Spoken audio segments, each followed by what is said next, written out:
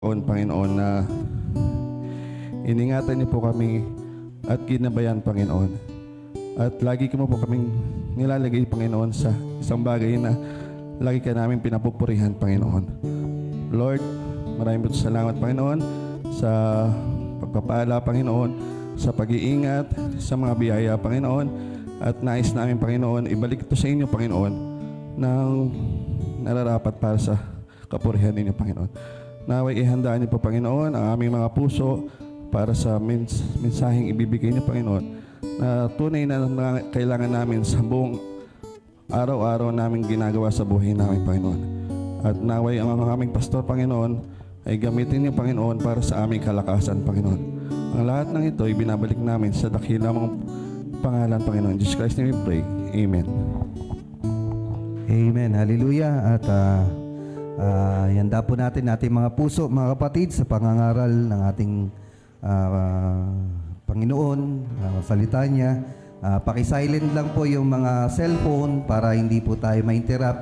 At wala na rin po magkukwentuhan dyan sa taas, maging dito sa likuran, para hindi po maabala yung pakikinig natin sa ating pastor sa salita ng Panginoon. Awitin natin yung I Know I Am the Bride bago natin ibigay sa ating pastor.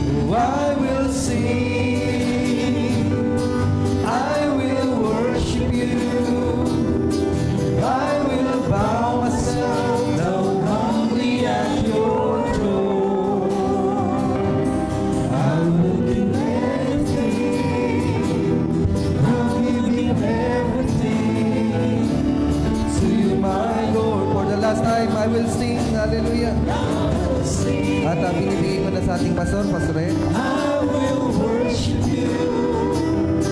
I will bow myself down humbly under your throne. I will give anything. I will give everything to you, my Lord. Amen. Glory. Hallelujah. Tayo po'y manatiling nakatayo at buksan natin ating mga Bible sa James chapter 2 verse 10. Sabi rito hanggang 11, For whosoever shall keep the whole law and yet offend in one point, he is guilty of all.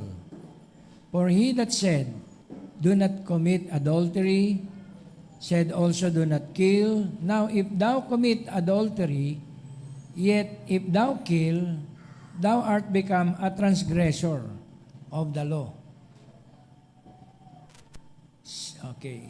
Seeing that we have, verse 12. Okay, ng 2 Corinthians 3. Okay. So, speak ye. No. Seeing then that we have such hope, we use great plainness of speech. Then verse 13, And not as Moses, which put a veil over his face, that the children of Israel could not steadfastly look to the end of that which is abolished.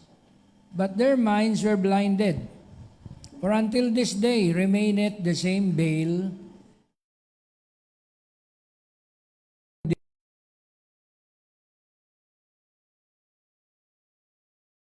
but even unto this day, when Moses is read, the veil is upon their heart. Nevertheless, when it shall turn to the Lord, the veil shall be taken away. Now the Lord is that Spirit, and where the Spirit of the Lord is, there is liberty. But to do good, sa Hebrews uli, verse 16, but to do good and to communicate, forget not. For with such sacrifices God is well pleased. Obey them that have the rule over you, and submit yourselves, for they watch for your souls, as they that must give account, that they may do it with joy and not with grief, for that is unprofitable for you. Pray for us, for we trust we have a good conscience in all things, willing to live honestly. But I beseech you, the rather to do this, that I may be restored to you the sooner. Now the God of peace that brought again from the dead our Lord Jesus, that great shepherd of the sheep, through the blood of the everlasting covenant. Tayo po ay yumuko at tayo manalangin. Mahabagin at mapagpalang Diyos, marami po salamat muli sa iyong presensya at sa mga taon na ito na ipinagkaloob mo sa amin, na ma-reach namin ang panahon na ito sa paglilingkod sa iyo, tinanggap ang tagumpay, mga biyaya at pagpapala sa lahat ng mga pagsubok na pinagdadaanan ng iyong mga anak. Patuloy mo, Ama, na pagpalain kami sa mga nalalabing taon ng aming mga paghihintay sa iyo. Na patuloy pa kaming higit na mainit, malago, at malawak sa iyong presensya, Panginoon. Hallelujah, na lumalakad at namumuhay sa lahat ng iyong mga pangako. Pagpalain mo po ang pagkabasa ng iyong mga salita at katagpuin mo po ang lahat at makasabay at makaunawa at isuguin mo ang aming inside teacher upang i-reveal ang lahat ng ito sa amin. Salamat, Lord. In the name of Jesus Christ, we pray. Amen and amen. Tayo po yung makaupo na. Glory to God. Tignan natin muli yung ating scripture. No? Mula pa dito sa ating unang binasa, sa aklat ng James, chapter 2, verse 10. Tignan natin. Meron po tayong Tagalog na salin. Anong sabi diyan sa James? Chapter 2, verse 10, Santiago, for wheresoever shall keep the law, sapagkat ang sino mang gumaganap ng buong kautusan, at gayon may matitisod sa isa, ay magiging makasalanan sa lahat. Mabigat po ito, mga kapatid. Diba? If you confess na ikaw ay law-abiding believer, diba? Nag-confess ka, full word, fullness, okay? And yet, na-open ka sa isa, sabing ganon, ikaw ay magiging makasalanan sa lahat. Hindi mo po pwede sabihin na, nasunod ko ang 99.9 Nasunod ko ang 99.9% ng mensahe. And yet, yung 0.1 ng mensahe, hindi mo nasunod, you are guilty. Gusto niyo po ba ang ganyang tipan? Diba? Gusto niyo po ba ang ganyang paglilingkod sa Panginoon na binibilang, sinusukat, yung iyong kakayanan at pagsunod, binabantayan ang iyong paraan ng pamumuhay, yung pastor nakagwardya lagi, nakamasid sa inyo, iniisa-isa kayo at baka nakakalabag, may listahan ng tithes and offering, kung sino yung hindi makatupad, may utang, at binabantayan ang bawat galaw. Wala pong mape-perfect sa atin, mga kapatid, kung tayo ay nasa ilalim ng kautusan. Kaya nga, binigay sa atin ang biyaya. Pero hindi ibig sabihin, ang biyaya binigay para ating i-abuse. Diba? O tayo maging loose living. Biyaya yan si pastor. Mabait yan. Grace yan. Hindi kayang babakbakan kahit na lantaran ng iyong pagsalangsang. Ang biyaya ay hindi sinasamantala. Kasi merong tinatawag na boundary ang grace ng Panginoon. Amen? Ano po yun? Ang pagpapatawad, bakit nilagyan ng sukat? Diba? Sinabing gano'n na 70 times 7. Diba? Yung tinatawag na pagpapatawad. May hangganan pa rin. Kung ikay lumampas doon sa biyaya, ang susunod na po noon ay judgment. Kung lumabas ka sa biyaya ng Panginoon, ano na po yun? Pagsalangsang na. Ikaw ay mahuhulog sa condemnation. Kaya ang bride, mga kapatid, ay nandiyan dyan, lumalakad siya sa kapunuan ng salita. Okay? So, kung ang pagtupad natin ay kagaya ng nasusulat, here a little, there a little, dito'y bahagya, do'y kaunti, ang mangyayari sa atin, mababalian lang tayo. Diba? Broken bones ang aabuti natin, mga kapatid. Kasi, hindi naman natin na perfect ang law. Amen? Sino po ang naka-perfect sa law? Pakitaas ang kamay. Wala yata. Sino naka-perfect doon sa pagkakaloob? Mission pan, offering, tithings, walang palya. For the whole life mo na paglilingkod sa Panginoon, sino po? Wala din makataas. Kasi ang ating paglilingkod, hindi by law, kundi by grace. Amen?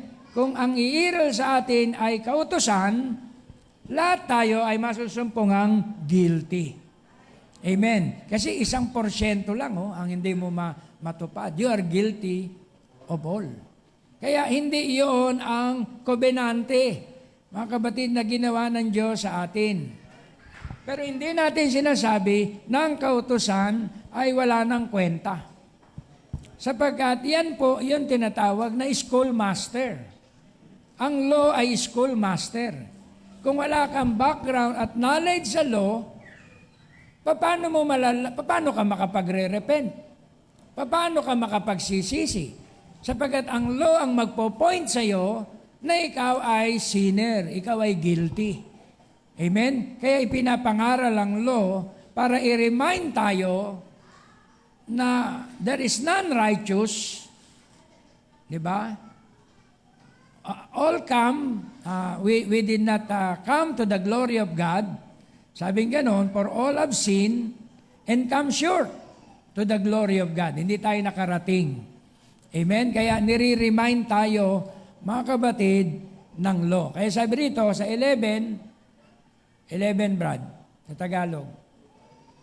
Sapagkat ang nagsasabi, huwag kang mangalunya, ay nagsasabi naman, huwag kang pumatay. Ngayon, kung ikaw ay hindi mangangalunya, ngunit pumapatay ka, ay magiging suwail ka sa kautusan. Kasi naka-ano po yan? Naka-interconnected ang lahat ng mga kautusan. Can you say amen? Kaya sa 12, tignan natin. Gayon ang iyong salitain at gayon ang iyong gawin, na gaya ng mga taong huhukuman sa pamamagitan ng kautusan ng kalayaan. Amen. Ganun daw ang ating gawin. Amen. Sa tinatawag na kautusan. Tingnan natin ang 13. Sapagkat ang paghukom ay walang awa doon sa hindi nagpakita ng awa. Ang awa ay lumuluwalhati laban sa paghuhukom. Ano po ang ibig sabihin noon, mga kapatid? Kaya kailangan tayo po ay makalipat sa grace. Sapagkat kung nasa ilalim tayo ng kautusan, ang paghukom ay walang awa. Talagang lalo kang papatayin yan, lalo kang gigipitin. Kasi paghukom yan. Doon sa hindi nagpakita ng awa. Diba? Kung wala kang grace sa iyong kapwa, wala ding grace sa iyo ang paghukom. Hindi ka rin palulusutin. Tama, mga kapatid? Bubueltahan ka ng kautusan at sasabihin sa iyo ng kautusan, binabatas mo ako, ngayon ikaw din ay babatasin ko. Ito ang iyong paglabag. Amen. Pero yung panghatol na ginamit mo, yun din ang iahatol sa iyo ng ating Panginoon under the law. Pero kung ikaw ay nasa grace, kahabagan ka, di ba? Kaya sabi dito, nagpakita ng awa, ang awa ay lumuluwalhati laban sa paghukom. Kaya pansinin natin mga kapatid, mas dakila ang biyaya kaysa sa paghukom. Kaya sabi sa James 2:12, so speak ye and so do as they that shall be judged by the law of liberty. Can you say amen? Kaya yung tinatawag na inyong salitain at gawin na sila rin ay hatulan sa pamamagitan ng kautusan ng biyaya. Kaya mapansin natin no, dito sa in-expound natin ng mga scripture, amen, na napakahalaga makita natin yung tinatawag na transition. Amen. Kaya ang mga alagad din, dumating din sila sa ganyang tinatawag na turning point sa time ni Peter at saka ni Paul, nagkaroon din sila ng tinatawag na hindi pagkakaunawaan. Amen? Ang ginawa mga kapatid ni Peter, okay, gusto niyang i-preserve yung dalawang kobenante at the same time. Sa presensya ng mga law keeper, ang preaching niya, circumcision. Diba? Kaya sasabihin ng mga circumcision, si Peter ay talagang law. Kasi ang preaching niya sa amin, circumcision. Pagkaharap naman ni Peter ang mga grace people, ang ipipreach naman ni Peter ay biyaya sa mga hintil. Pero matinik si Paul eh. Kasi yung Holy Ghost na kay Paul at sinabihan si Peter, Peter, isa lang ang piliin mo. Kung law ka, law. Kung grace ka, grace. Can you say amen? At nahimasmasan si Peter. Diba? Paano niya pa nga gagamitin yung law kung ang grace ay umiiral na? Diba? Kaya sa mga previous na comment ni Peter, patungkol kay Paul ay pinuri niya si Paul at sinabi niya malawak ang naabot ng ating kapatid na si Paul pagdating sa biyaya. Pero kung walang Holy Ghost si Peter, sasabihin ni Peter, false doctrine talaga to si Paul. Loose living talaga. Diba? Dahil binabakbakan niya ang aking mensahe ng kautusan. Hindi, mga kapatid, the spirit of the prophet is always subject to the prophet. Kaya na-recognize ni Peter ang breaking ni Paul. Amen? Merong further truth ang nasilip ni Paul. Although ang revelation kay Peter, siya yung nagbukas, di ba, ng tinatawag na way para ang Gentile church makapasok. Di ba, binuksan yung telon. Peter, kumuha ka ng mga hayop. Di ba? Na walang biyak ang paa. Kumuha ka, kumain ka. Natigilan si Peter. Bawal to, Lord. Bawal po ito. Ano sinabi ng Panginoon? Ang nilinis na ng Panginoon ay maaari nyo ng kainin. Pero andap pa si Peter. Kasi for the first time, tinig ng Panginoon ang nagbibigay sa kanya ng utos, di ba? Na nilinis na ang lahat. Kaya, birth pension para kay Peter. Pero kailangan matanggap ni Peter ang mensahe. So, dumating ang time, siyempre hindi naman kaagad-agad. Maintindihan natin yung grace covenant. Di ba? Maging sa church. Di ba? Nangangaral ako rito, maaring ang ilan sa inyo ay nasa standard pa ni Moses. Dahil when Moses is read, the same bell is taken away from their face. Di ba? Yung the same na lambong, hindi pa rin naaalis sa kanilang mga muka. Ang approach pa rin nila ay law. Bakit masama ba ang law? Hindi. Ang law ay kailangan, mga kapatid, para sa mga nasa death row. Death row.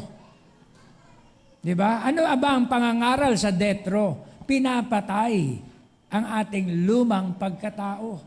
So, ang law ay nararapat para sa ating personal. Can you say amen? Sapagkat ang ating personal ay kinakailangang mamatay. Sabi ni Paul, I die daily. Because there's another law in my member na may katigasan. Di ba? May pagkasuwail. At alam natin yun ang ating sticky nature.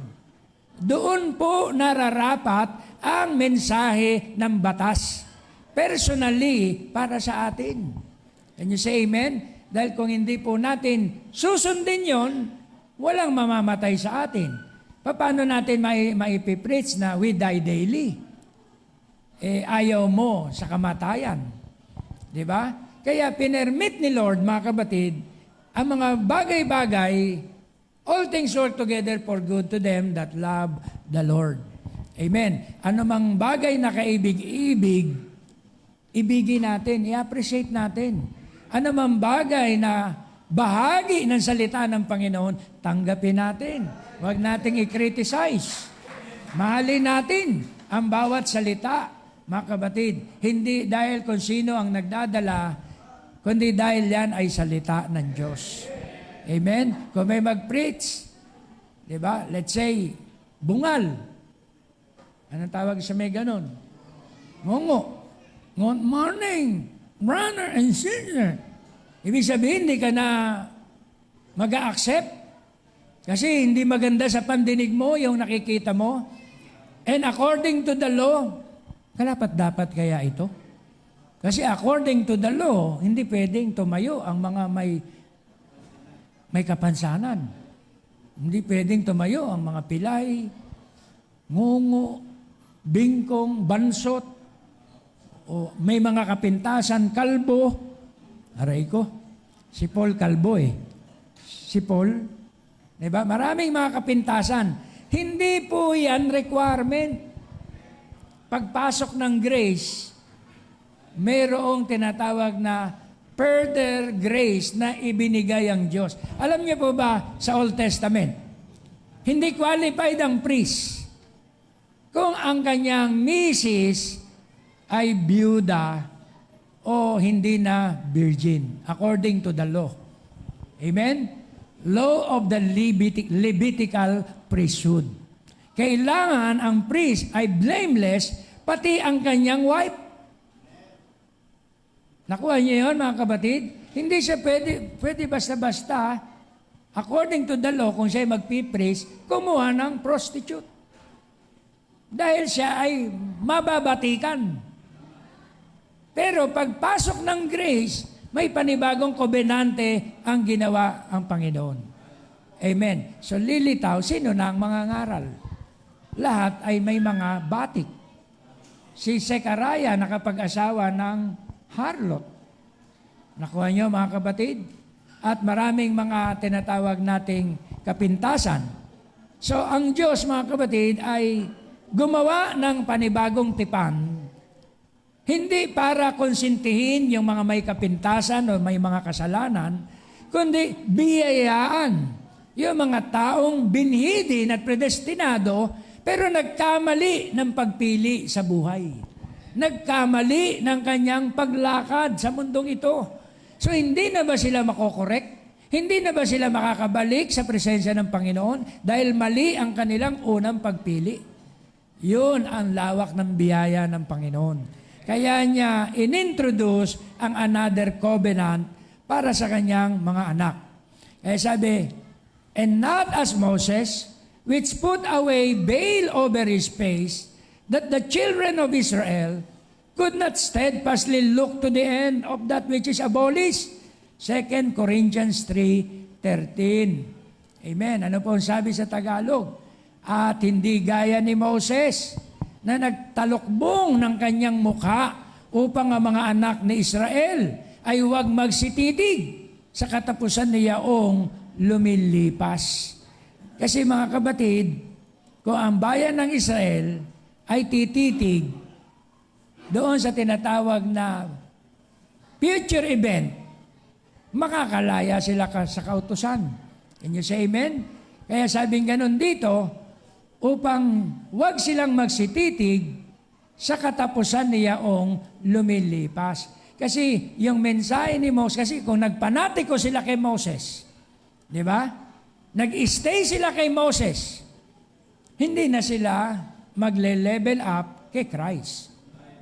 Kaya nilambungan ni Moses ang kanyang muka upang wag silang maging panatiko sa batas.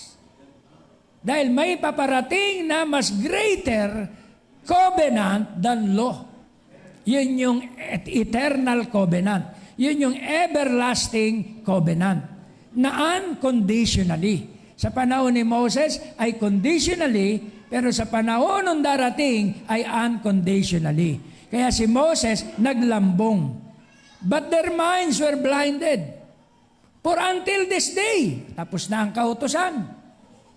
But until this day, remain at the same veil. Nananatili pa rin ang lambong na yon, untaken away in the reading of the Old Testament, which veil is done away in Christ. Kaya sa pagbabasa ng lumang tipan, sa pagbabasa ng message, sa approach sa lumang tipan, may veil pa rin ang karamihan. May lambong pa rin sila. Amen. Pero dapat ang lambong na yon ay alisin na upang makita natin si Kristo. Amen. Kaya sabing ganon, but then even unto this day, sa verse 15, datapwat hanggang sa araw na ito, kailanmat binabasa ang mga aklat ni Moses, ay may isang talukbong na nakatakip sa kanilang puso. Hindi sa araw ni Moses na yon, sa araw na to. Kapag may mga tao, babasa pa rin sa mensahe sa pamamagitan ng law. Approach mo, law. Ang tabing na yon ay hindi pa rin naaalis sa kanilang mga muka. Naintindihan nyo mga kapatid? Yes, ang message ay dumating sa time ng grace, 1963. Pero kung gagamitin mo ang message sa pamamagitan ng law, i-approach mo ang message sa pamamagitan ng pag-deliver ng law, hindi mo makikita ang new birth kailanman. Ang veil hindi pa rin maaalis sa iyong muka. At ikaw ay magiging judgmental, ikaw ay magiging hukom. Alam niyo, may grupo ng end time. Hindi ko nabanggitin kung saan lugar yan. Ang tawag sa kanila, mga hukom. Ang mga bata nila, mga kapatid, mga hukom. Inuutusan, sige, dumalo kayo sa ministerial meeting. Tanungin nyo ang mga ministro, i-word test nyo. Kasi mga hukom sila. Yung mga bata, 7 years old, 8 years old, supposed to be ay naglalaro pa. Hindi po pinaglalaro. Bawal. Kailangan mag-Bible study sila. Dahil mga hukom eh. Then pagdating ng midweek, magre-report, nakausap ko si ganon. Hindi nakakibo. Napahiya. Midweek nila yon. Grabe po ang orientation, mga kapatid, ng mga hukom. Hanggang ngayon, kahit message na ang dala, pag ang approach mo ay Moses approach pa rin, hukom pa rin yun, mga kapatid. Mababalian ka pa rin doon. Ikaw pa rin ay mabubueltahan ng kautusan. Kaya sabi sa 16, datapat hanggat sa araw na ito, kailanmat binabasa. Tama ba yun? Sa 16? Ngunit kailanmat, ano sabi rito? Balik mo, Brad, sa, yan. Datapat hanggat sa araw na ito, kailanmat binabasa ang mga aklat ni Moses, ay may isang talukbong na nakatakip sa kanilang mga puso. Alam nyo ba, mga kapatid? Amen. Ang tipo ni Moses ay si Prophet Branham. Do you believe that? Siya yung lawgiver na sinalo ng Joshua Ministry na bride. Can you say amen? Kaya, kung ang approach mo sa kautusan ni Moses, sa quotation, ay magiging law, ano po mangyayari mga kapatid? Ang tabing na yon ay hindi pa rin naaalis. Meron pa rin tinatawag na veil. Kaya sabi rito, now the Lord is that Spirit. Ang Panginoon ay ang Espiritu na yon. Where the Spirit of the Lord is, kung nasaan naroon ang Espiritu ng Panginoon, there is liberty. Kung nasaan ang Espiritu ng Panginoon, nandoon ang kalayaan. Now, ang message na to, hindi sa mga wala pang new birth. Ang message na yan ay para sa may new birth na. Sapagkat kung sabihin mo, Amen, the Lord is that Spirit, ibig sabihin na born again ka na, nakareceive ka na ng baptism ng Spirit. Where the Spirit of the Lord is, there is liberty. Sa mga na-new birth, at tandaan nyo ito, kayo ay meron ng kalayaan. Pero doon sa mga hindi pa na-new birth, hindi nyo pwedeng gamitin at impersonate yung term na above the law. Diba? Pag sinabi mong, di, grace eh. Kaya wag mo akong korekin. Wag mo akong rebukein. Grace eh. Pinapangaral ni pastor ay grace. Hindi po, mga kapatid. Yung grace na yon sa mga naliwanagan, sa mga nakaintindi, pwede niyang i-confess by grace. There is no condemnation to me. Grace na yon. Yung mga taong na new birth, there is no condemnation to me. Amen. Because na new birth ka na. Amen. The new birth is Christ. Wala nang kahatulan sa kanila. Hindi na po sila pwedeng batasin uli. Yun ang ibig sabihin ng mensahe. Two laws cannot exist at the same time. Hindi mo na siya pwedeng isadlak sa kautusan muli dahil nasa biyaya na siya. At siya ay above the law. Can you say amen? Ibig ba sabihin pag above the law ay law breaker? Hindi, mga kapatid.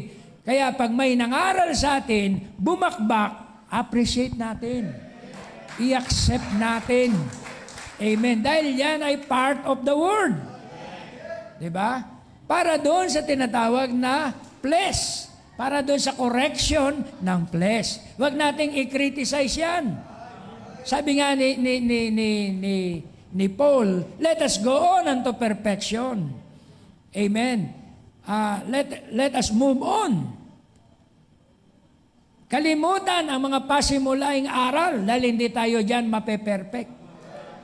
Pero, maaari nating gawin yan if God permit. So, hindi pala totally abolish. Kung merong kailangan bautismoan, bakit hindi ka magturo ng water baptism? Kung merong kailangan i-order at wala sa order, bakit hindi natin i-appreciate? Diba? Sapagkat ang lahat ng mga bagay, all things work together for good to them that love the Lord. Pero tandaan natin, mga kapatid, ang message ng bride, mga kapatid, ay above the law. Amen? Kaya kung above the law ka na, hindi mo na i-reject ang mga maliliit na bagay. Tatanggapin mo yan sapagkat yan ay part of the word. Amen. Kaya sabi niya, I pray for us, for we trust we have a good conscience in all things and willing to live honestly. But I beseech you, rather to do this, that I may restore to you sooner. Now, sabi ganon, the God of peace that brought again from the dead our Lord Jesus Christ, that great shepherd of the sheep, through the blood of the everlasting covenant. Meron tinatawag na everlasting covenant. Now, si Moses, nagbigay ng 2 law. Di ba? Yung Deuteronomy means 2 laws. Yung unang law, binrek ni Moses. Kasi pagdating niya, anong nasumpungan niya? Ang mga tao ay merong paglabag. Merong nagaganap na rejection kapag wala siya. Kapag wala ang presence ng policeman, yung mga tao back to normal. Di ba? Parang sa kalsada, yung mga ugali na mga driver na sweet lover, may pulis ba? Wala. Sige, wala. Di ba? Pag may pulis ba? Behave. May pulis, Brad. Pag sinabi, umalis na. Oh, go na. Yun ang nangyayari, mga kapatid, under the law. Amen. Kaya walang perfection. Amen. Kung ang mga pinamuhay natin, babalik-balikan pa rin natin, ulit-ulitin pa rin natin, walang bisa ang unang tipan. Kailangan natin ng panibagong kobenante o panibagong tipan na yan tinatawag na charity. Ano yan, mami? Napunta kami sa Taiwan, naghanap, magbabayad Sister Angie. Walang bantay.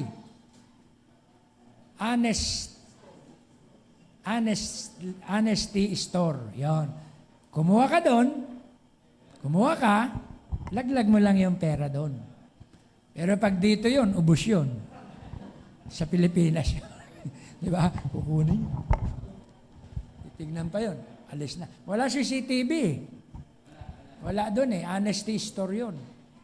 Di ba? Kaya ibig sabihin, biyaya yung pinapairal ng tindera. Di ba? Sa parting norte, meron dyan, honesty store. Di ba? Saan yun, Brad? Sa? Batanes, yan. Hindi pa nakakarating dyan yung mga, malayo yan, di ba? Pero honesty store. Para yan sa bride. Kasi walang bride doon na manduduga. Ang bride doon, tapat. Di ba? Kaya, yun po ang biyaya. Can you say amen? Yun ang dealing ng Diyos sa atin. Hindi po tayo under the law, tayo ay above the law. Kaya sa ating tema, walang two laws na nag-exist at the same time. Paragraph 59 ng anong book ito?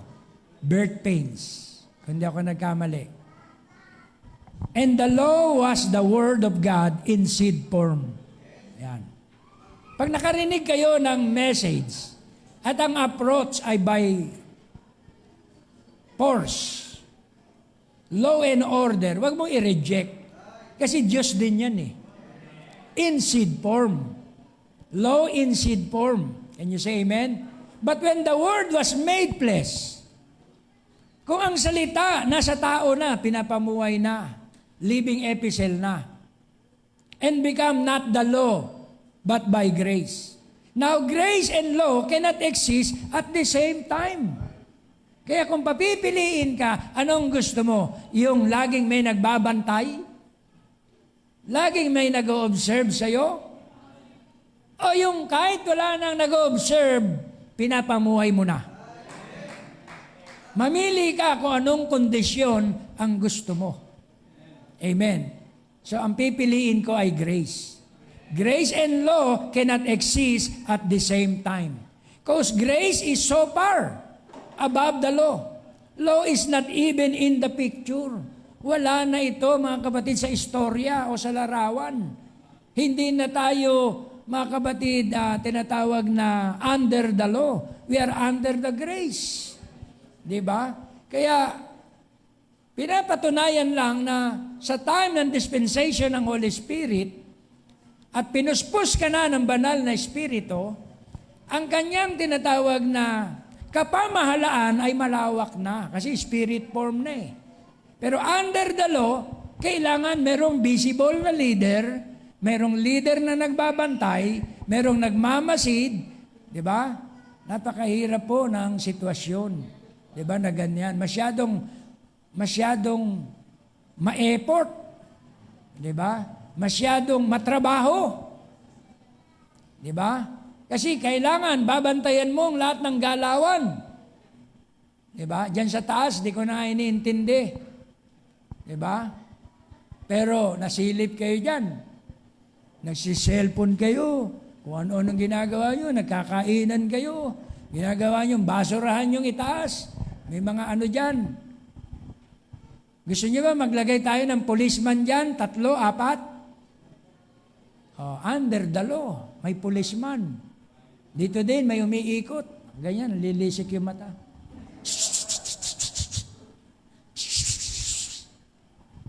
Ang message na dinideliver ko sa inyo ay grace. Na kahit walang nagsasaway, kahit walang nagbabantay, ang kasulatan ay nasa puso na natin. Hindi na kailangan sa bride, mga kapatid.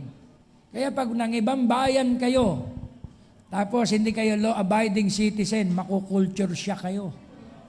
Totoo yan, punta kayo ng Japan. Yung pamumuhay nyo dito, diskarte, pagtawiran, mapapagalitan kayo doon. Diba? Ako nga, simpleng-simple. Simple-simple. Kinuha ko yung tissue. Nilagay ko doon sa table dahil marami yung pinupunasan. Sabi nung hapon, hindi ko naintindihan.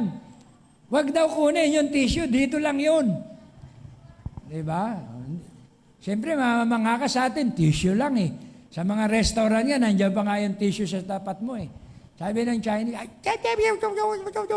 paano ba yung sinalita sa Chinese? Simpleng-simple. Pagtawiran, tahimik lahat doon. Pero yung mga Pilipino, tumatawid doon sa hindi pedestrian, takbo! Nakita nyo mga kapatid? Pero pag may bantay doon, pwede kang pagalitan. Siyempre, magkakamot ka ng ulo. Ano ba naman yan? Simpleng pagtawid lang. Sobra namang higpit. Punta kang Singapore. Nagutom ka na, kumain ka doon sa train. Sitahin ka doon. Chewing gum pa. Diba? Sisitahin ka. Batas pala yun sa kanila. Bawal yung mga chewing gum dito. Hulihin ka ron. Diba? Makukulture siya ka. Ganito ba rito? See? Kaya mas maganda, grace. Diba? I-observe natin yon pag nandun tayo sa kanilang lugar. Makisama ba tayo? Makisama, makiisa. Diba? Sa Pilipinas naman, sobrang luwag ah. Bakit dito? Sobrang higpit na. Masyado sila mahigpit pagdating sa mga batas. Let's say sa kalsada, nakasulat doon sa sahig. Pag nakalagay doon 40 km ka lang. May iilaw doon sa harapan kapag nag-60 ka o 70, overspeeding ka na. Nakuha nyo mga kapatid. Kaya maraming mga tinatawag na batas sa iba't ibang bansa, mga kapatid, na umiiral. Pero kung ikaw ay law-abiding citizen, under the grace, susunod ka lang doon. Can you say amen? Wala kang right doon para i-criticize yun kasi batas nila yon sa kanilang bansa. Nagets nyo mga kapatid? Kaya ang bride of Christ ay malawak. Grace and law cannot exist at the same time. Bakit cannot exist? Kasi lumampas ka na sa law eh. Diba? Matik na sa'yo yung law. Lalo na kung marinig mo, pinipreach pa. Matik na yun, mga kapatid. Kasi new birth ka na eh. Hindi nagre-resist, hindi nagre-reject ang new birth. Whatsoever things is true, whatsoever things is honest, amen kami dyan, pastor. Diba? Hindi tayo doon nagre-reject. Grace and law cannot exist at the same time. Because grace is so far above the law. Law is not even in the picture. Therefore, it's hard for the Pharisees to die to their law. Kasi ang Pharisees, tumitig lang sa mukha ni Moses. Kaya ang statement nila, bakit kay Moses ganito? Bakit kay Moses ganito? But according to the law, ganito. Hindi nila nakita ang grace. Kaya nga tinakpan ni Moses ang kanyang mukha para hindi sila magpanatiko sa law. Para yung mensaheng darating pa ay paniwalaan nila. Can you say amen? Yung further light, further truth. Because grace is so far above the law. And therefore, it's so hard for the Pharisees to die to their law. So that grace could be born. But it must go. The two laws cannot exist at the same time. Amen. Kaya hindi po yun iiral ng sabay. Di ba? Na dito sa church, babalik ako sa paraan ko na law. Maghihigpit ako. Baka wala pa sa kalahati dito ang makapasa. Di ba? Nakakatawa. Baka wala pa dito sa kalahati dito sa atin ang makapasa pag bumalik ako sa traditional way ng law. At sabihin niyo sa sobra ka namang higpit, pastor. Mga baguhan pa yan. Diba? Wag mong batasin. Diba? Katakot-takot, nakaguluhan ang mangyayari dito sa atin. Pero dinaan ko kayo sa grace para yung tinatawag na mga nasa law, makalaya. Na hindi na bilin at bilin, utos at utos. Bilin mo. Magpahaba kayo ng buhok. Kinabukasan, putol. Kapiprits mo lang. Diba? Pangit po ang ganun mensahe na paulit-ulit. Diba? Can you say amen? Ang nice na mensahe, grace. Parang ang ibig sabihin ng alam mo na yan. Ipamuhay mo na lang.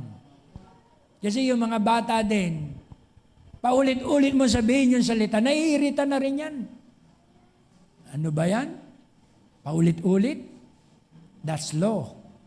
Pero kung grace, minsan lang sinabi sa'yo, umukit sa puso mo, pinamuhay mo na, that's grace. Wala kang condemnation. There cannot be a law says that you can run this semaphore, and the other one says you can run it, and one says you can, and one says you can't. It has to be one law at a time. Kaya, one law lang at a time, pumili ka. By law or by grace. Maybe one time you could have went through it, caution, go through it. But this time, sabi ng prophet, it's red.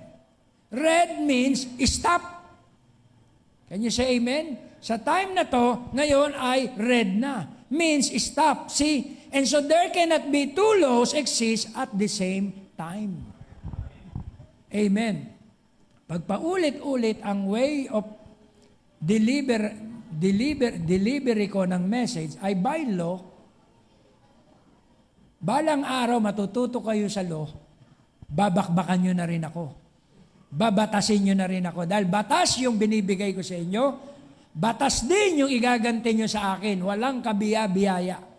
Pero kung nabubuhay tayo lahat sa biyaya, hindi ibig sabihin nagkukonsintihan tayo sa ating kamalian. Kundi tayo ay kinahabagan lang ng Panginoon na makapasok sa kanyang kasakdalan. Can you say amen? And so there cannot be two laws exist at the same time. Amen. Kaya pipili lang tayo. In the Old Testament, we had laws and bylaws and things that people had to do by the works of the law to be saved. Biruin mo, para maligtas ka, kailangan susunod ka sa law. Conditional. But God won everything in the Old Testament right up. And put it in Calvary. Nilagay lahat niya sa Calvary. That the believer now only has to one thing to do. Anong gagawin namin? Kung ang law, ang dami mong susundin. Tumingin ka na lang sa Calvary. Sa cross ng Calvary, tumitig ka lang and be born again. Kasi kung tititig ka sa Calvary, doon mo makikita lahat ng kasalanan ginawa mo dito sa lupa, sa flesh, inako niya. Parang ibig sabihin, napako ako dahil sa'yo. Anak, yung mga latay na to na tinamo ko dahil sa kasalanan mo. Pero dahil sa pag-ibig ko sa'yo, inaako kita. Biruin mo, mga kapatid, parang kay Moses, papatayin na ng Diyos yung children of Israel, 2 million Jews. Sabi ng Moses, enough is enough. Grabing kasutilan ng bayang ito. Papatayin ko na sila lahat. Sabi ni Moses, Lord, dumi pa. Huwag mong gawin. Ako muna ang iyong patayin bago sila. Grabe. Ganon ang ginawa ni Kristo. Bago tayo hukuman, bago tayo husgahan, dumi pa siya sa krus. Lahat ng ating ignorance, lahat ng ating pangangatuwiran, lahat ng ating kasalanang ginawa, inako niya lahat. Kaya kung tititig ka sa krus ng Kalbaryo, i-recognize mo, Panginoon, sana hindi ka nag-suffer dahil lang sa akin. Ina-accept ko ang kasalanan ko, Panginoon. Ina-acknowledge ko ang suffering na sinapit mo. Ibig sabihin nun, tinatanggap mo sa iyong sarili na ikaw ay makasalanan, na ikaw ay marumi. At handa kang magsisi sa iyong kasalanan. Dahil doon sa buhay na binigay niya para sa iyo, doon darating at magpapasimula ang pananampalataya. Doon darating ang biyaya ng Diyos.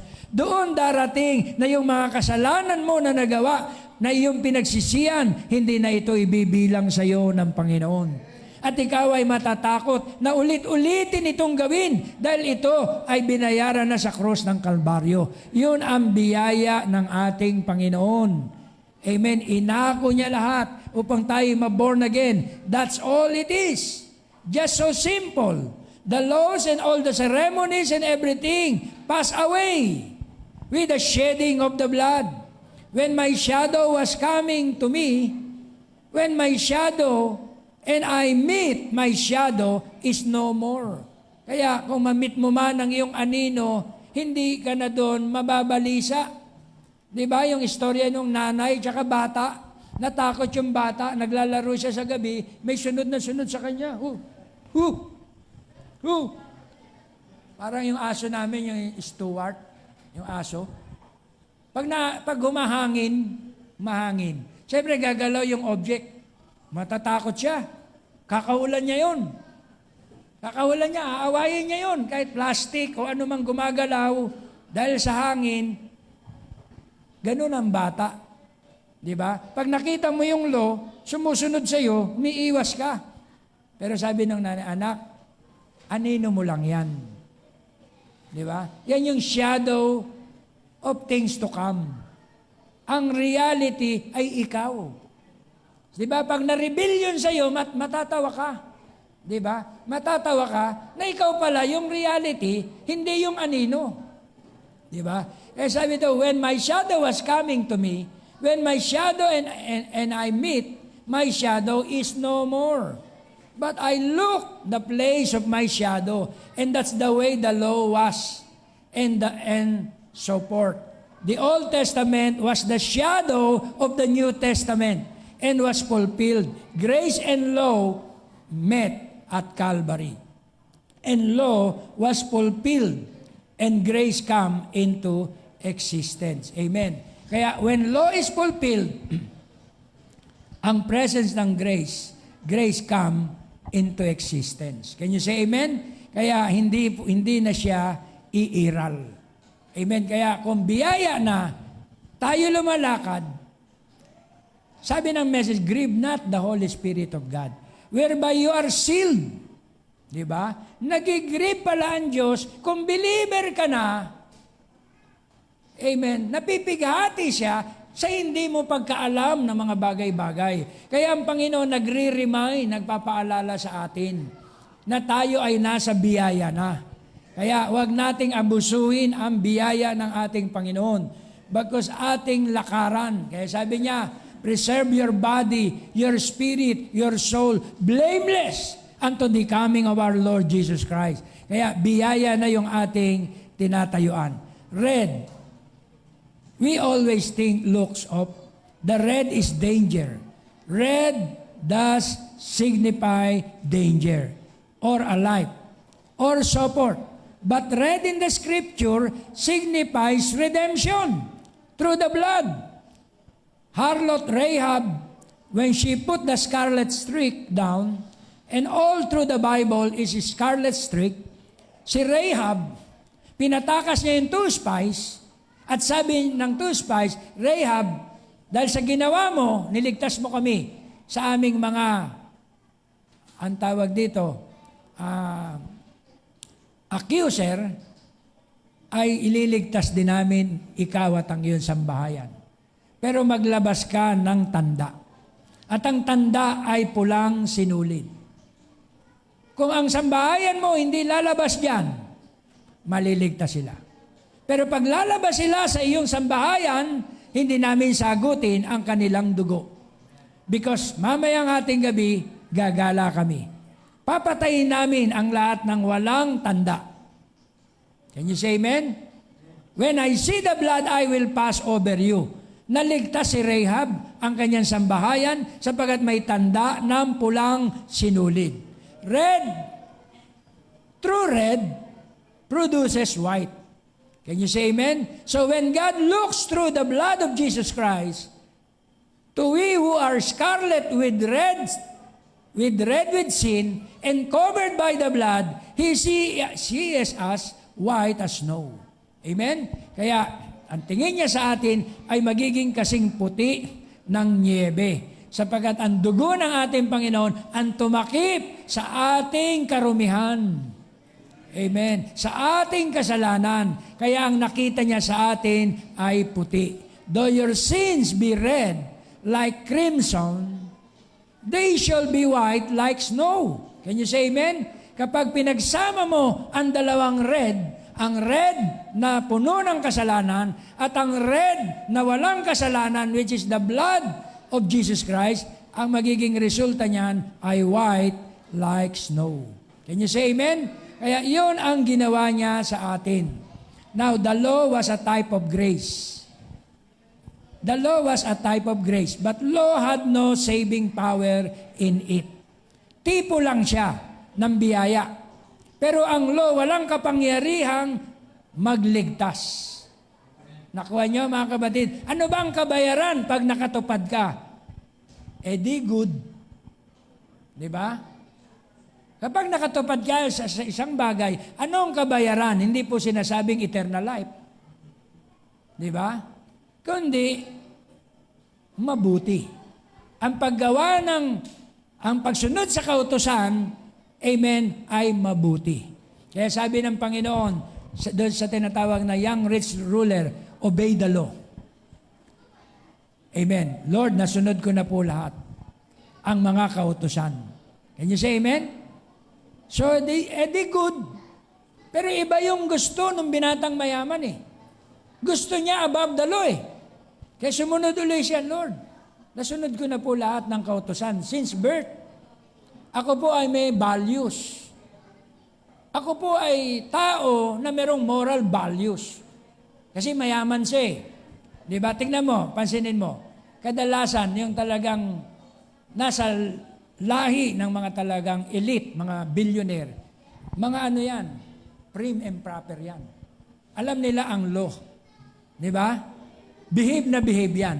Pero yung hindi talaga mayaman, nagyayaman-yamanan lang, yun yung mga maaaskad. Di ba? Yun yung parang mababagsik pa. Pero yung talagang mga mayayaman na elite, tahimik lang. Nakukuha niyo mga kapatid. Pero yung nagkukunwaring mayaman lang, peke, makikita mo talaga na sobrang higpit. Di ba? Kaya yun po, yun tinatawag na ginawa ng Diyos sa atin. Pinapasok niya tayo sa kanyang biyaya. So the blood of Christ, the gospel, deliver us from sin. Law only makes us sinners. The law only said, you are a sinner. Kaya totoo pala, yung bata, pag lagi mo binabakbakan, na hindi niya naiintindihan yung kautusan na pinag-uutos mo. Amen. Siya'y nagiging tigasin lang at mas matigas ang ulo sa kanyang paglaki. Pero kung ang bata ay naiintindihan niya, mga kapatid, kung anong ibig sabihin ng law at pinoint mo siya sa grace, yan po ay magiging law-abiding citizen. Yan ay magiging mabuti. Kaya sabi, thou shalt not steal, thou shalt not commit adultery, thou shalt not bear false witness. See? It's a policeman that says you're wrong and you're guilty. Ganun pala yun. Di ba? Yun ay parang police na nagsasabing guilty ka dito.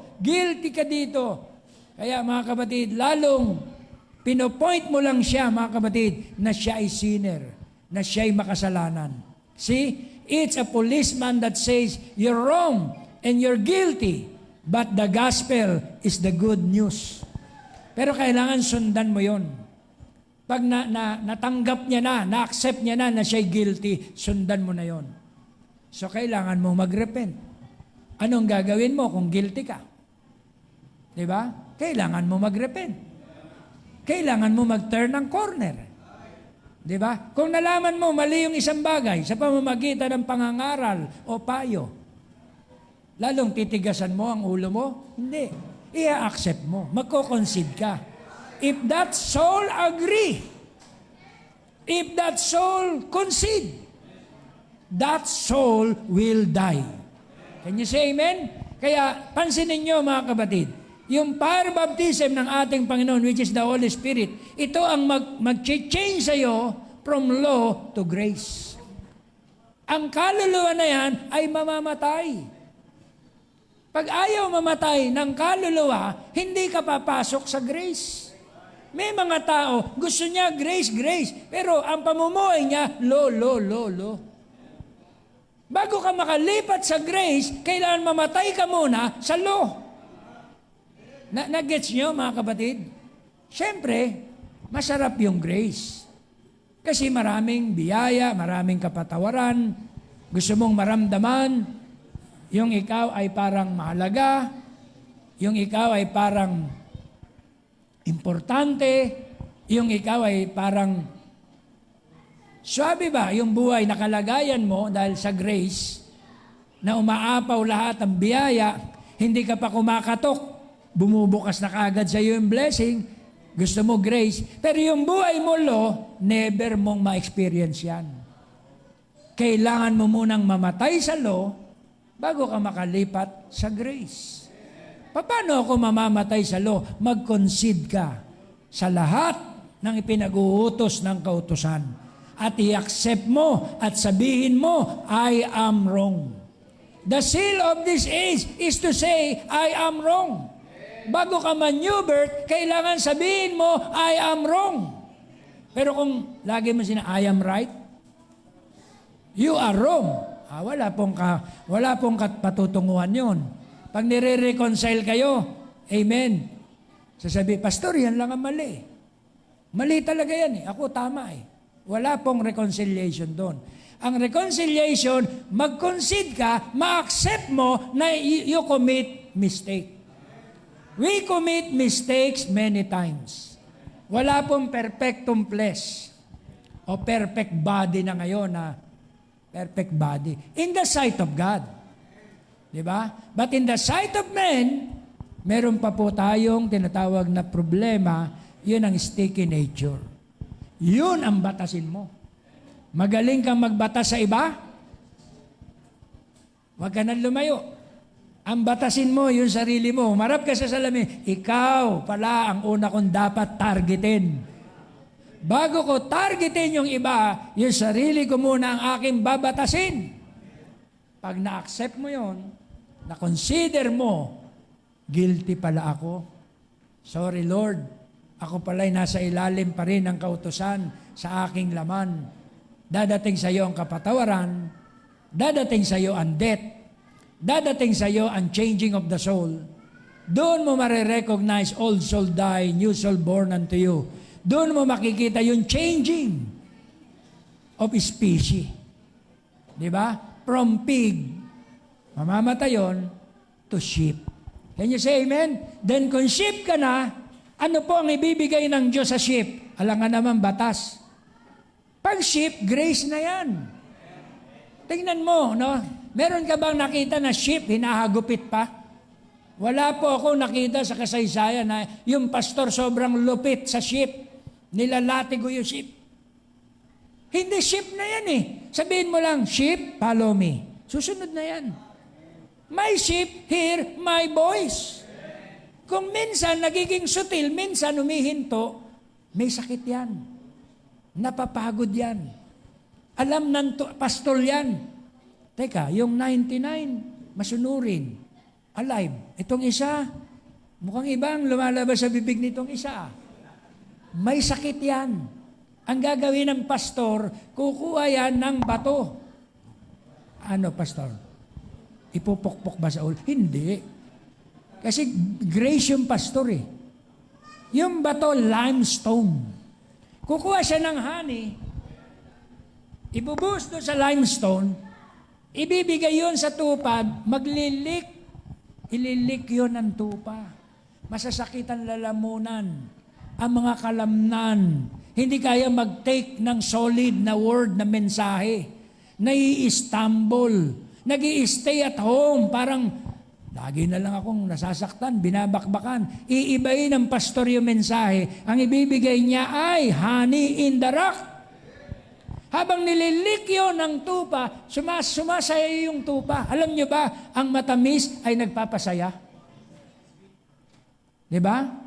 Anong atraksyon doon sa mga tao? Mahilig sa sweet.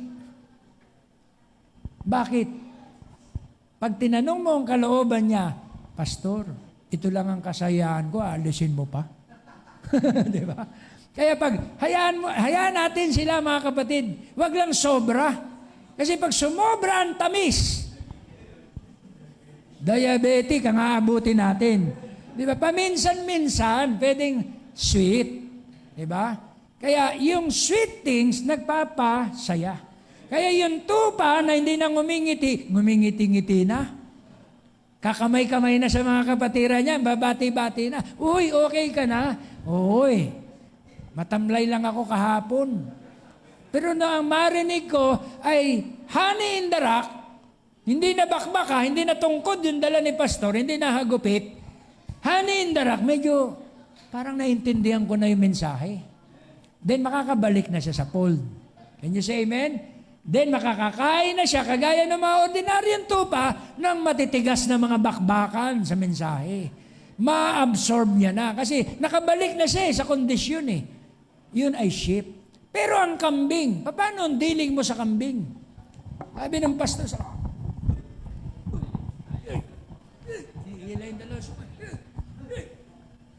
kambing eh. Di ba? Pag nalingat pa yung pastor, suwagin pa ng kambing. Hindi na mababago talaga ang kambing. Kaya ang dealing ng pastor doon, hagupit, batas. Hindi po kayo mga kambing. Kayo ay mga tupa. Kaya mga tupa ay inaalagaan sa pamamagitan ng tamang spoon feeding ng mensahe. And you say amen. Kaya yung tupa, kapag nakakain na ng tama, mag-heal na. Babalik na yung, parang vitamina yun eh, yung limestone. Yung iba nga, nagpapakahirap. Mapalad talaga yung tupa. Kasi yung mga tupa, nagiging partaker sila ng mga limestone, ng mga vitamina na yan, na walang kahirap-hirap. Yung mga kambing, aakyat pa sa mga bundok. Di ba na? Nakabingit yung buhay para lang makalik doon sa mga limestone, sa mga bundok. Alam niyo ba reason ba't sila umaakyat doon? Hindi lang po natakot sila sa mga predator, na mga leon, aso. Meron silang nililik din doon. Sa mga bato, sa mga limestone, dinidilaan ng mga kambing yun. Kaya pala nakasampa sila ron, nakasabit sila. Imagine, life and death. Para lang makalik sila ng limestone. Samantalang yung mga tupa, wala naman silang ability para mag-climb na gano'n. Sineserve na ng pastor yung limestone. Binibigay na nung shepherd yung limestone, ililik na lang nila. Kasi nakadesign sila na tupa. Can you say amen? Biyaya. Kaya hindi dapat abusuhin ang biyaya. Can you say amen? Kaya napakadali. Pag tupa ka, minsan kahit kamatayan na nga, susunod ka pa rin. Iluluha na lang siya eh. Diba? Alam niya kapag katayan na yung kanyang pupuntahan, lumuluha na lang yung tupa. Binibigay niya na lang yung leeg niya. Tingnan niyo yung Dark Ages. Diba? Walang tanggi. Inoffer nila yung life nila para ma-receive yung crown of life. Pero ang mga kambing at that time, nagpupulasan yun. Tama mga kapatid, kung paano makakalibre. Kaya sila yung mga napahamak sa time ng tinatawag na Dark Ages. Kaya yun po mga kapatid. Amen, yung ating minimensahe. Kaya sabi, you, that shows you need another breeding. May breeding pala. That shows that something got to come back to you.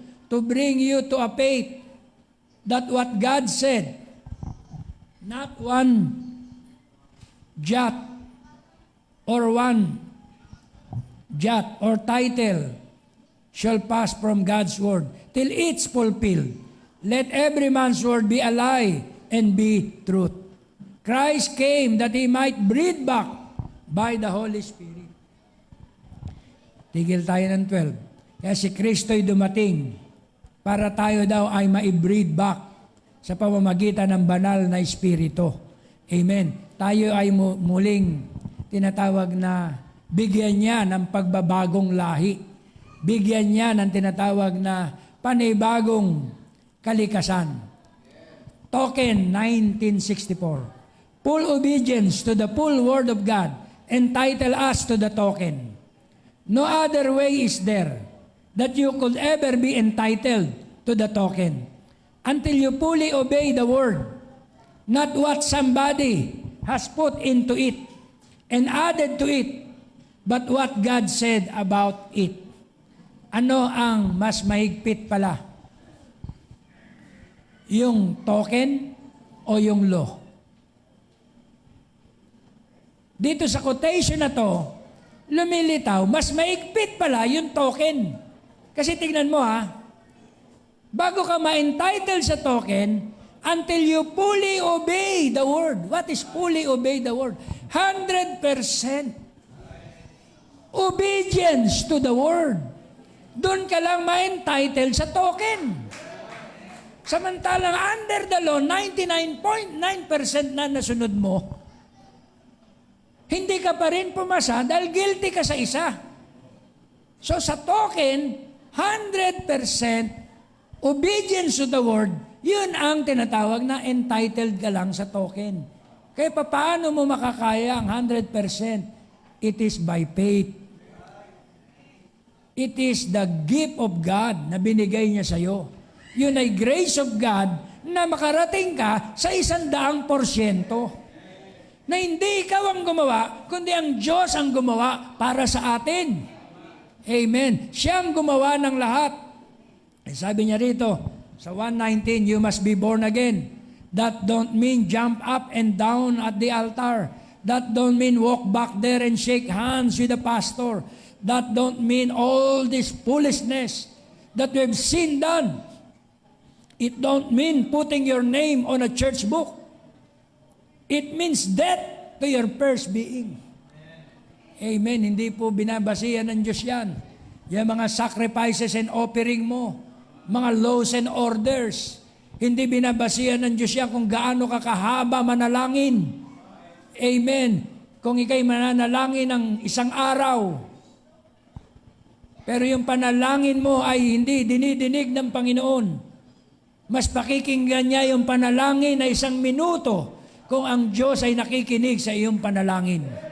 It means death to your first being and life to the second being. It means that the blood has been applied and you're identified by the life of Jesus Christ. And if He be the vine, we be the branches. And the life that's in the branch is in also from the vine. It will bear the fruit. Amen. Kaya noon magkakasama pa camp meeting. Nadi-divide kami. Kasi yung iba, law observer. Yung iba naman, grace observer. Sasabihin ng coordinator, wala namang masama doon. Bukas po ay prayer meeting natin before nag-start ang service. 4 a.m. po, gising kayo Start ang devotion. Si pastor ganito ang mag-handle ng devotion service. Every camp meeting. Then, sunod naman kami, lahat. Kasi yun yung pinag-usapan. Sa gabi, nagpupuyat. Puyat lahat. Minsan, 2:00, 3:00 na, 4:00.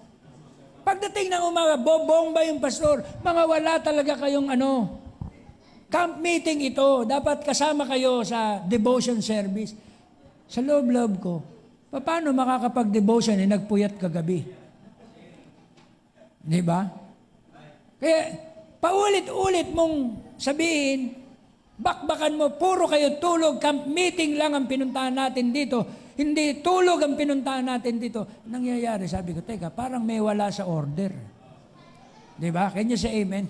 Gusto mong implement ang law sa flesh. Ang Panginoon iba eh. Nung siya ay papatay na doon sa Gethsemane, sabi niya sa mga alagad, mag-pray kayo sa akin, sa Ama. Kasi ang anak ng tao ay hiwalay na sa inyo. Amen. Sabi ng mga alagad, siyempre, amen. Panig ang Panginoon sa bundok. Pray uli sa Gethsemane, Lord. Sana maging concern itong mga believer na ito. Umiyak naman sila para sa akin kasi papatay na ako eh. Ano ba ang dapat gawin kung alam mo mamamatay na ang iyong tinatawag na dakilang propeta? Dapat makisimpati. Yun yung gustong maramdaman ni Christ. Maging concern yung mga alagad. Kasi the next day, papatay na ang kordero. Yung mga alagad, nakikilitian pa, nagbibiruan pa. Diba? Parang easy-easy lang. Sabi na, mag-pray kayo. Pagbaba niya pangalawa for the second time, ganun pa rin yung mga alagad. Parang life as usual. Then, sabi ng Panginoon, sige, mamahinga na kayo. Hindi na inoblige. Nakuha niyo mga kapatid? Kundi siya nang nakipag-ugnayan sa Ama-Ama kung paano sila'y binigay mo sa akin, ako'y isa sa iyo, at sila'y isa rin sa akin. Diba? Alalahanin mo rin sila na ipinagkaloob mo sa akin. Doon po mga kapatid, ang Panginoon nag-mediate sa ignorance ng kanyang kongregasyon. Dahil alam ni Lord, wala pang mga new birth yun. Paano mo obligayin mag-pray ng buong magdamag?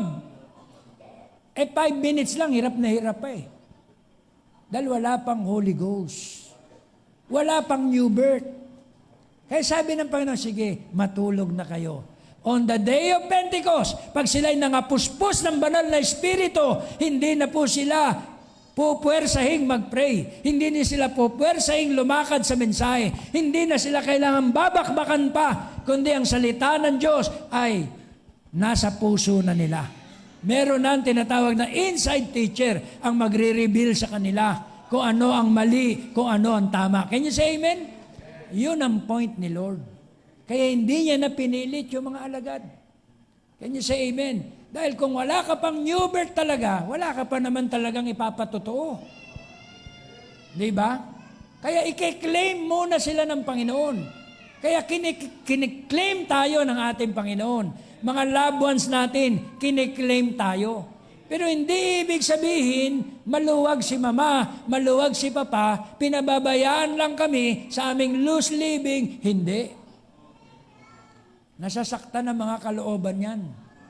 Kapag nakikita nila kayo, mag-a-attend kayo sa church, marami kayong paglabag, napapahiya sila. Can you say amen? Na-hurt sila. Kasi yung mga payo nila at habilin, hindi nyo sinusunod. Inuunawa lang kayo para at least makapagsimba kayo, makarinig kayo ng Word of God. Amen. At isang araw, kayo rin ay mabago. Can you say amen? Yun ang dealing ng Diyos, mga kapatid. Amen, sa mga bride of Christ. Amen. Kung babakbakan mo, araw-araw yan, gabi-gabi, makukulta yan, mga kapatid. At sasabihin niyang, masyado ka namang batas. Amen. Hindi niya maiintindihan ang mensahe. The church now is the blood of Christ by the Spirit. Ngayon, ang iglesia daw ay ang dugo na ni Kristo. Hindi po pwedeng angkinin ito nang wala pang new birth. Ito'y iglesia na may new birth. Na mga nabautismo na ng Espiritu Santo, sila na ang dugo. So kung ikaw ang dugo sa iyong pamilya, paano mo ina-apply ang dugo sa iyong mga anak? Paano mo ina-apply ang dugo sa iyong mga kapitbahay? Paano mo ina-apply kung ikaw ang dugo sa iyong mga loved ones? Diba? So ang dugo ay mabiyaya. Kaya sabi dito, the life is in the blood. That's the baptism of the Holy Ghost that baptize us into His body, that recognize us recognize only in His body, His flesh, and His word. Kaya yun po mga kapatid, ang tinatawag na role ng dugo. At sa huling panahon na ito, ang dugo ay mensahe na. Kaya mga loved ones, mga kapatid, mga kaibigan, ang mga mensahe pagdating sa third pool ay dugo na. Yan ay life of Jesus Christ. Pag pinipreach natin ang mensahe under the anointing ng third pool, yan po ay life of Jesus Christ na. Dugo na ng ating Panginoon. Ang mag-reject dyan, mga kapatid, ay everlasting damnation. Amen. Unpardonable sin. Kasi dugo na yan. Can you say amen? Hallelujah. Kaya yun po ang panahon na mag-iwalay ang batas at ang biyaya.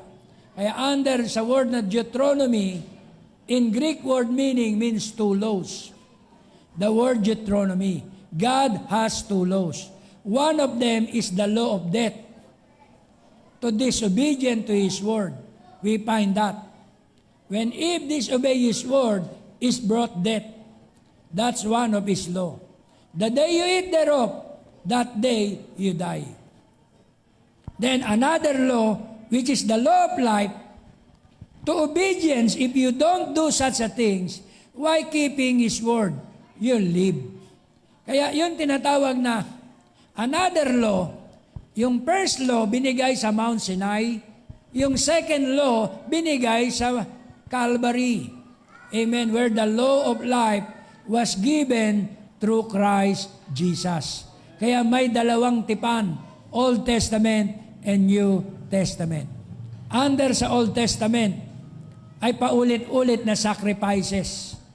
Paulit-ulit na pag-aandog. Pero pagdating ng New Testament, once lang na sacrifice. Amen. Pero kailangan kang mamatay sa law. Kaya kung sa umagang ito, hindi pa natin alam ang difference ng law and grace. Amen. Buksan natin ang ating mga puso ngayong umaga. Papasukin natin yung biyaya ng ating Panginoon sa ating puso. Kung mahilig tayo sa law, ang batasin natin ay ang ating sarili. Yun ang pukpukin natin araw-araw. Every morning, every day, yun ang bakbakan natin yung ating sarili. At sa iba, ang bigay natin ay biyaya. Sapagkat sa biyaya, sila'y makakaunawa. Sa biyaya, sila'y makakaintindi. But then He made another covenant, and that was with Abraham. And this covenant was not on condition, but was unconditionally. God gave the covenant to Abraham. No strings tied to it at all. Unconditional. Not I will, but I have, and I've already done it. Tignan mo. Kung binhi ka ng Diyos, na-reveal sa iyo na ginawa niya na ang lahat para sa iyo, hindi ka pa ba susunod? Ginawa niya na pala lahat para sa iyo Automatic na po yun. Nalalakaran mo ang bawat salita. Can you say amen? Hindi yung, gawin mo to.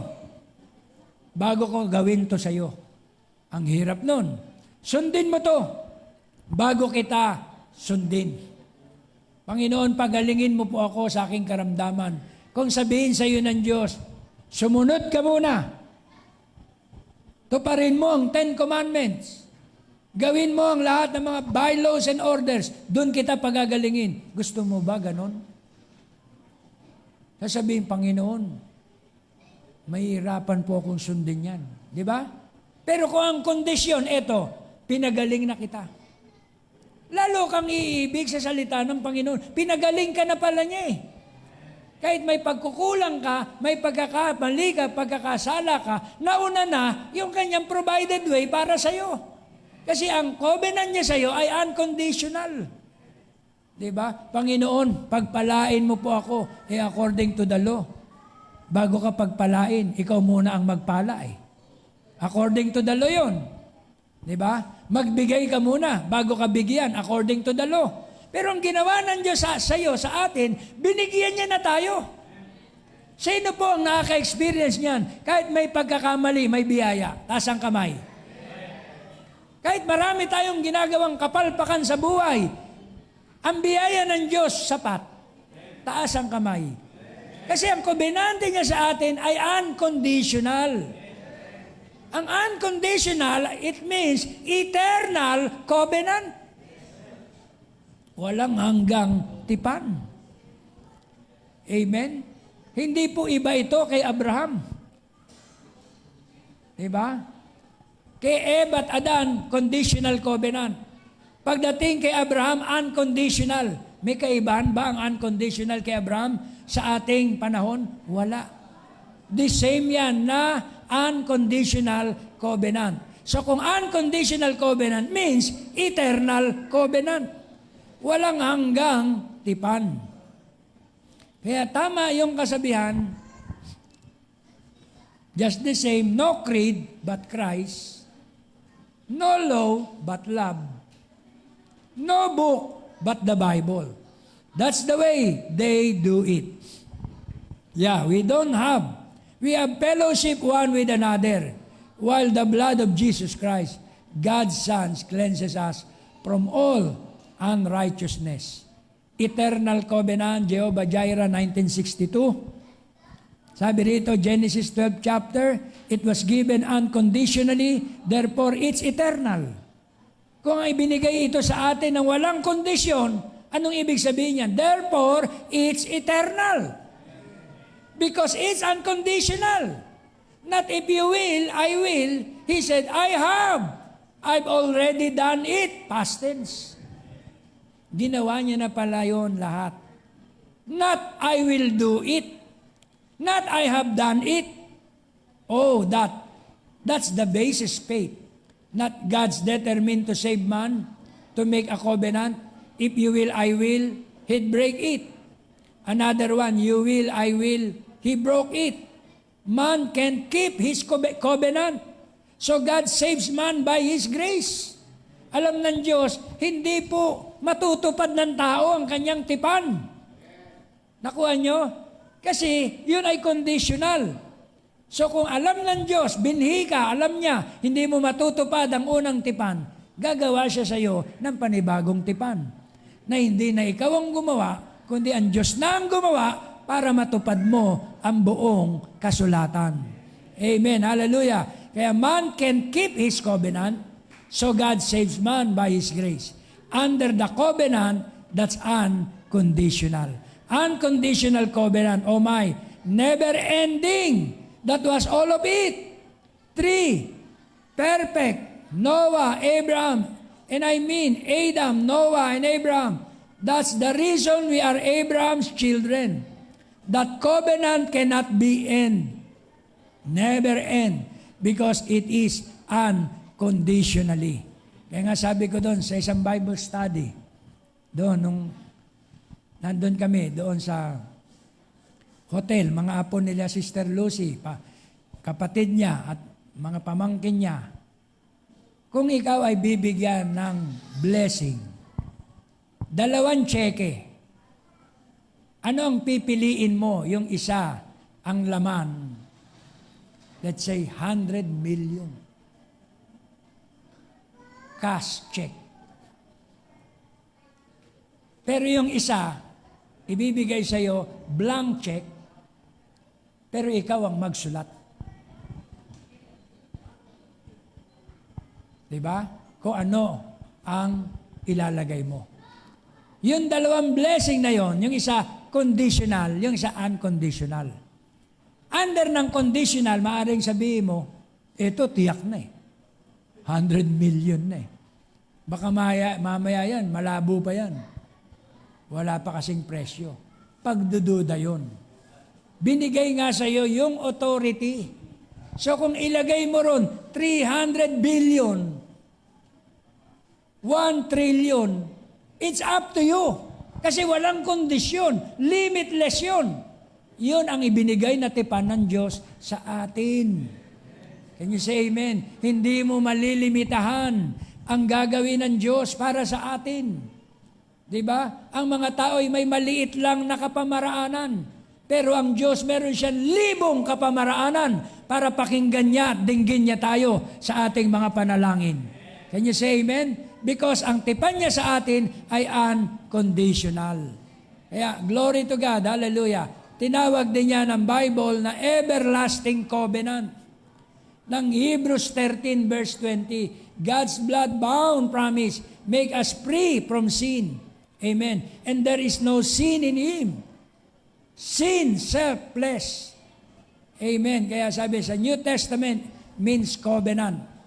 Ito yung tinatawag na magdadala sa atin doon sa eternal covenant. 3:27, God after those days will I write my laws upon the fleshly tables of their heart. See, not upon the stony tables. A lamb's blood, which you had to say, I got the blood over here. And now what does it say do? But upon the tables of your heart, the Spirit covenant will I make with the people. Ano mangyayari kung sa tables of our heart isulat ang law? Pag ang law isinulat sa papel, sa bato, yun po mga kapatid ay conditional. Kasi nasa labas pa. Nasa labas pa ng pagkatao mo. Pero kung ang law isulat mismo sa loob ng iyong pagkatao, walang kondisyon. Nasa puso na ang kautusan. Amen. Anong mangyayari sa iyo? You are our epistle, written in our hearts, known and read of all men. You are the living epistles of Christ, ministered by us, written not with ink, but with the Spirit of the living God, not in the tables of stone, but in fleshly tables of the heart. Kaya ang mensahe ay laman na. Meron na siyang full obedience to the full Word of God. Hindi na po yan paulit-ulit na bibilinan mo. Kung new birth yan, isang mensahe lang yan, is enough. Sabi ng prophet, mga kapatid, one word is enough for a wise man. Ang bride ay wise man. Hindi po tayo, mga kapatid, ang tawag dito, mangmang. Tayo ay wise man. Kaya ang sabi doon, one word is enough for a wise man. Kung hindi ka wise man, ibig sabihin, wala ka pang new birth. Bilin at bilin, utos at utos. Pag binilin yan, revival ka ngayon. Pag nireject mo, sad ka na naman. Kailangan mo na naman ng another bilin. Pag bilin na naman sa'yo, revival ka na naman. Ang mangyayari sa'yo, mga kapatid, we know workout ka lang. Nakukuha nyo, mga kapatid. Paano kung wala nang ganun? Wala na mag-workout. Kaya ang ginawa ng Diyos, niligay niya permanently ang Word of God sa ating mga puso para tayo maging living epistle. Mapulpilled natin ang Scripture. He that believeth on me, the works that I do, shall he do also. Then a new covenant, a new life shows Jesus has met every requirement for us that God required to make us back truly sons and daughters of God under the blood. So lahat na ng mga scripture mapupulpilled.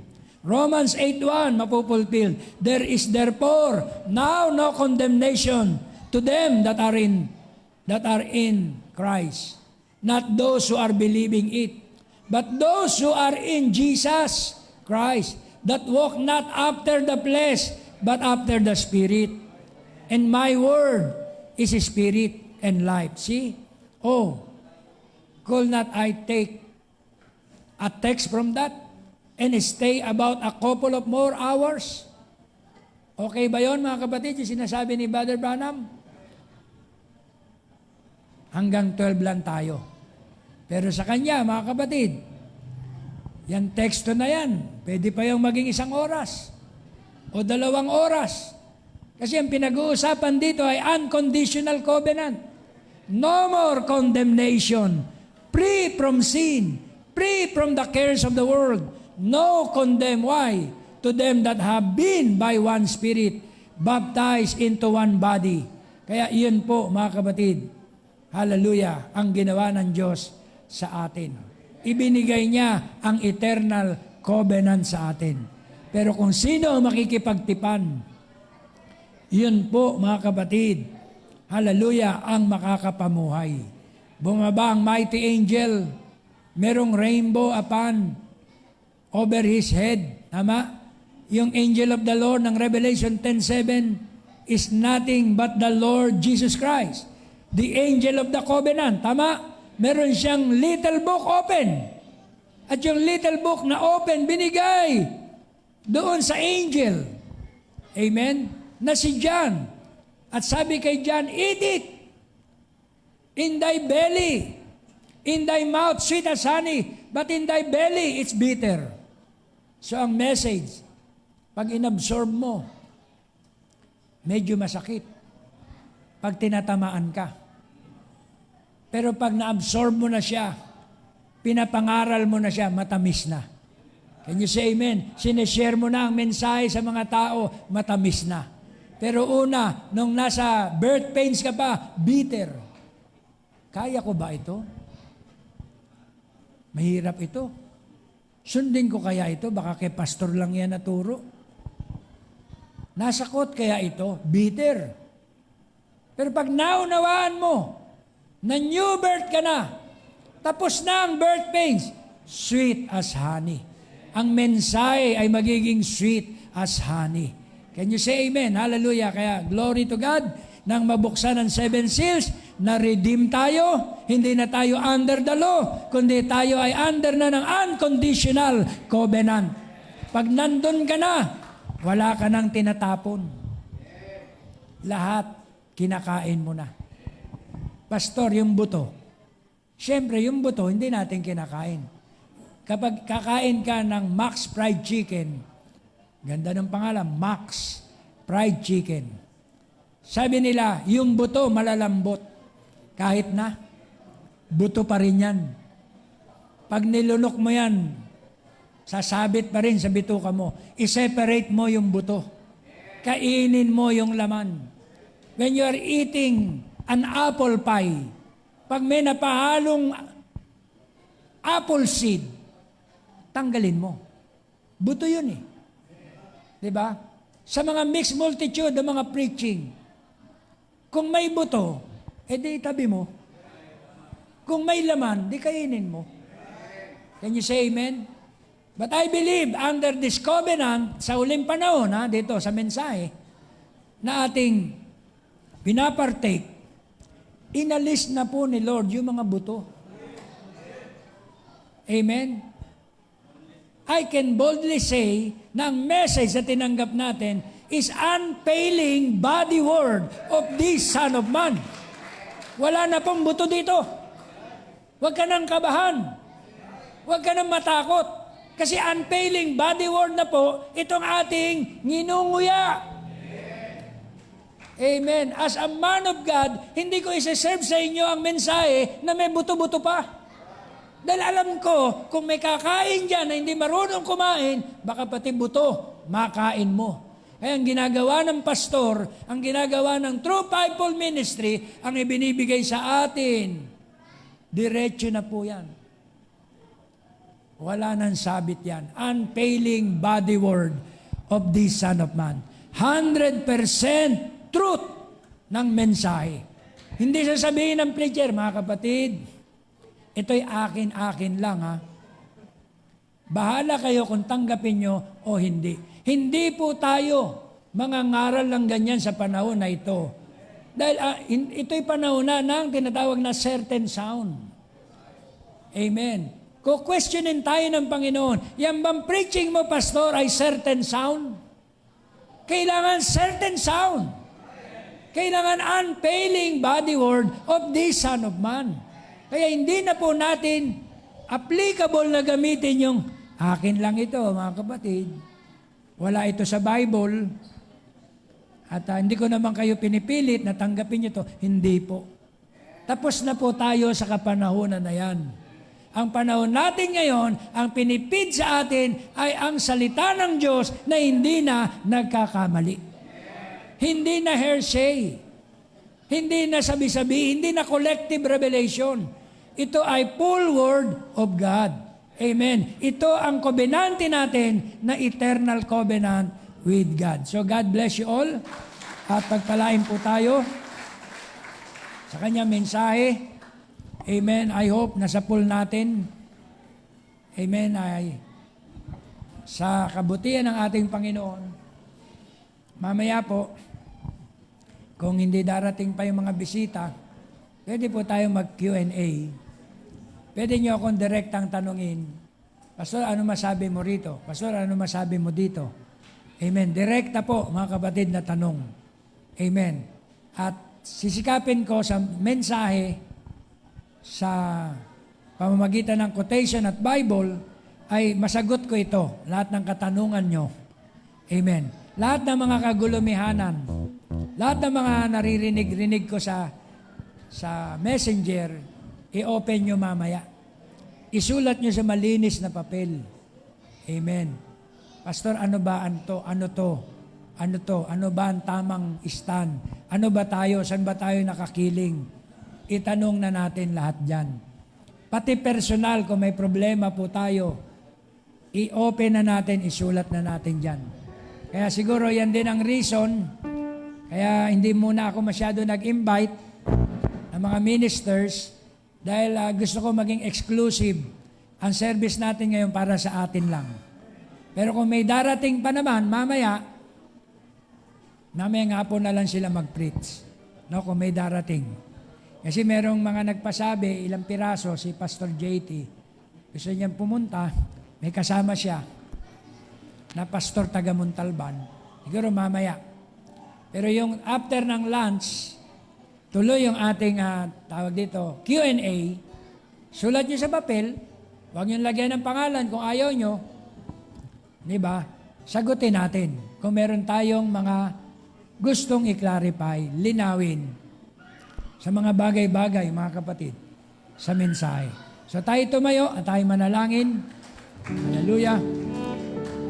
Glory to God.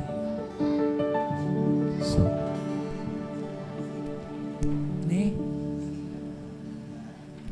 Shin. Okay. Sige, awit tayo.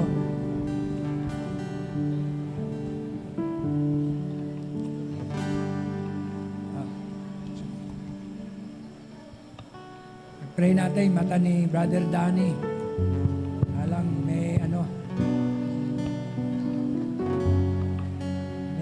may kapula.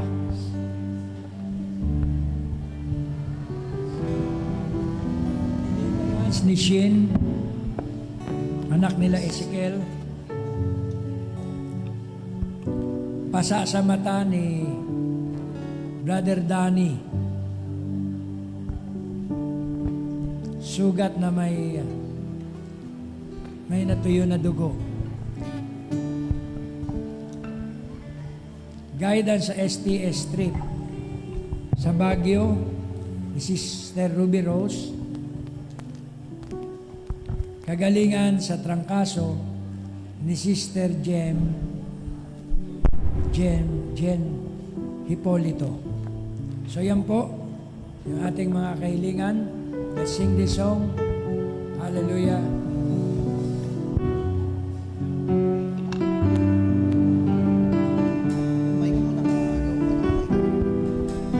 We will serve the Lord. We will serve the Lord, heaven the trials come, for no one can separate us from the love of God. We are more than conquerors, no one can defeat us. We are the chosen generation, we are the sons of God. We will serve the Lord, we will serve the Lord. As for me and my house, we will serve the Lord. We will serve the Lord. We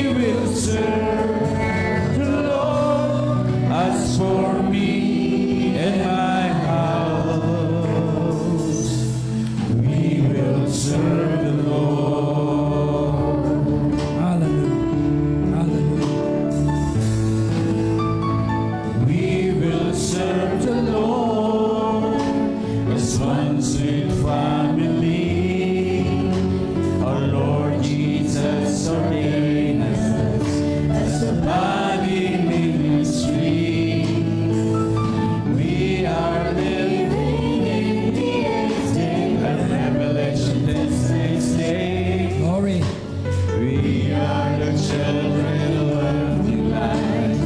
We are the bride of Christ.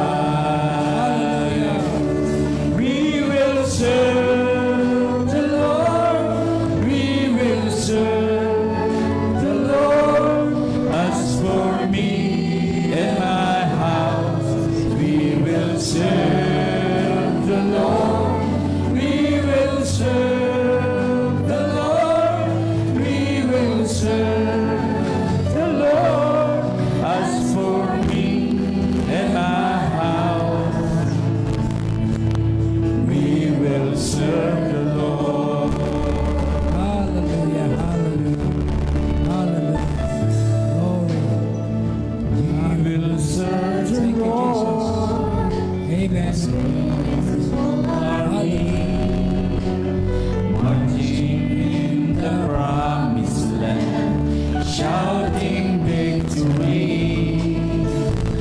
We are Joshua's generation, ministry, coming off the headstone, which began in 63. Hallelujah. We will serve the Lord. We will serve the Lord. As for me and my house, we will serve the Lord. We will serve the Lord.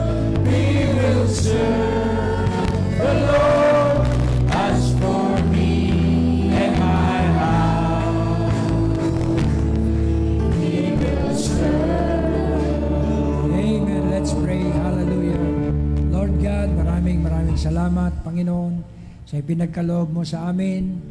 Panibagong taon, na-reach namin itong ika-40 years. Hallelujah, na paglilingkod sa iyo. Hallelujah, sa mga pagsubok, trials, na pinagdaanan, kasama ang iyong tagumpay, ang kalakasan na ibinigay mo sa amin. Lord Jesus, patuloy mo kaming patawirin, O Diyos, sa lupang pangakong ito, which is your promised land in these last days. Ang bawat isa sa amin, lumakad sa lupang pangako, sa kabila ng mga pagsubok at trials, ma-overcome ang lahat ng ito sa iyong pangalan. Hallelujah! Abutin mo ang mga kahilingang ito kay Shin sa kanyang deliverance. Katagpuin mo po ang pangangailangan na ito at wala pong mahirap at imposible sa iyo, O Diyos.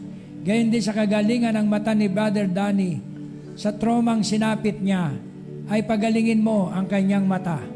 Right now, Lord, sa iyong pangalan, inaangkin namin ang kanyang kompletong kagalingan. Ganon din, O Diyos, ang lagnat ni Sis Jem Hipolito. Pagalingin mo siya, Lord, sa oras na ito, sa kanyang lagnat. Kiniklaim namin ito, Lord, in Jesus' name. Ganon din, Panginoon, ang STS ni Sister Ruby Rose sa Baguio City. Ikaw ang manguna at mag-ingat, magpala. Hallelujah, sa kanyang dadaluhan na yon. Grant it, Lord. At lahat ng mga unspoken prayer request, Lord, ay dinggin mo po, Panginoon, sa araw na ito.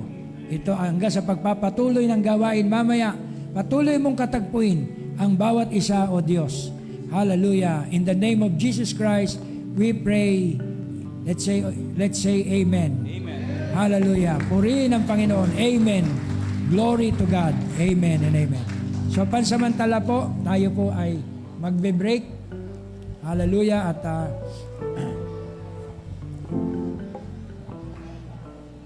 resume tayo rito na mga siguro kahit mga 1:30